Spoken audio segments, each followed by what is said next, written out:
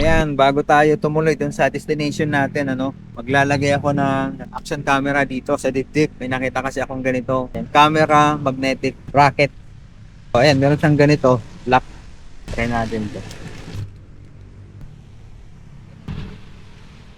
Tingnan natin kung matibay. Okay.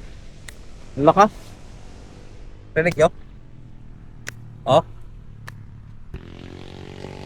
So, itong isa, ang tigas niya. Dun siya sa loob. Ganyan, oh. Ayan, so ito, kasama na rin dito sa package na to. So, ito yung ating action camera.